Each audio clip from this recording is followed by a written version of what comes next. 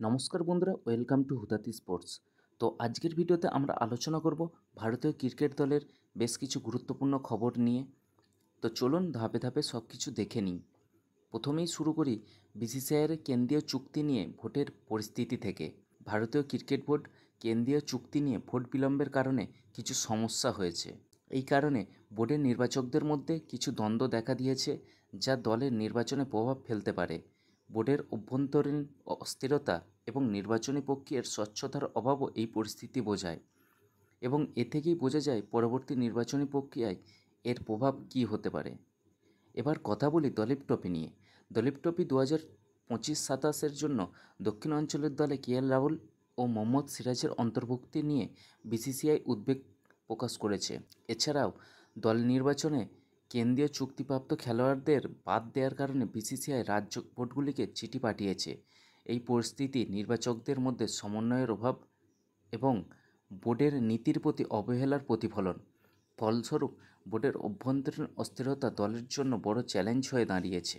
BCCI সহসভাপতি রাজীব শুক্লা বলেছেন, আমরা বিরাট কোহলি এবং রোহিত শর্মাকে অবসর নিতে বলবো না। তিনি আরও বলেছেন, দুজনেই এখনও ভালো পারফর্ম করছেন এবং দলে গুরুত্বপূর্ণ ভূমিকা পালন করছেন। আর অন্যদিকে fantasy sports platform Dream eleven Asia Cup 2025-এর জন্য ভারতীয় ক্রিকেট দলের টাইটেল স্পন্সরশিপ বাতিল করেছে। এই সিদ্ধান্ত বোর্ডের জন্য একটি বড় চ্যালেঞ্জ এবং স্পন্সরশিপ সংক্রান্ত সব পরিকল্পনাতেও প্রভাব ফেলতে পারে। অতএব বোর্ডকে নতুন পরিকল্পনা করতে হবে।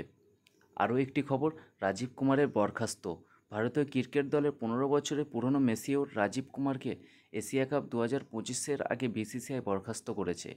এই সিদ্ধান্ত বোর্ডের অভ্যন্তরীণ অস্থিরতা এবং খেলোয়াড়দের প্রস্তুতির ওপর প্রভাব ফেলতে পারে, ফলে বোর্ডকে আরও সতর্কভাবে পরিকল্পনা করতে হবে। এছাড়া শুভমান গিলের অসুস্থতার খবরও এসেছে। ভারতীয় দলের টেস্ট ক্রিকেট অধিনায়ক শুভমান গিল দলীপ ট্রফি টুর্নামেন্টের শুরুতে অসুস্থতার কারণে অংশগ্রহণ করতে পারবেন না। তিনি বর্তমানে চণ্ডীগড়ের বাড়িতে বিশ্রামে আছেন এবং বিসিসিআইকে তার স্বাস্থ্য সংক্রান্ত রিপোর্ট প্রদান করছেন।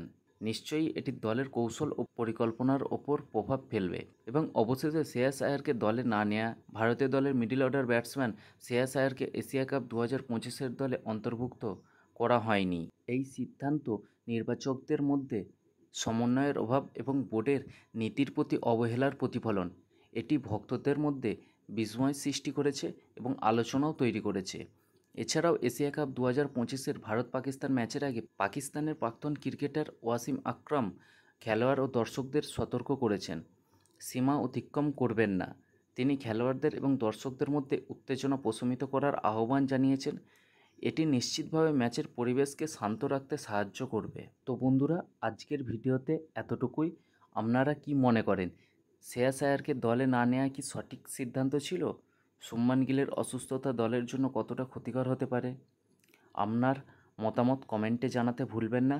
ভিডিওটি ভালো লাগলে লাইক ও সাবস্ক্রাইব করতে ভুলবেন না। ধন্যবাদ। দেখা হবে পরের ভিডিওতে।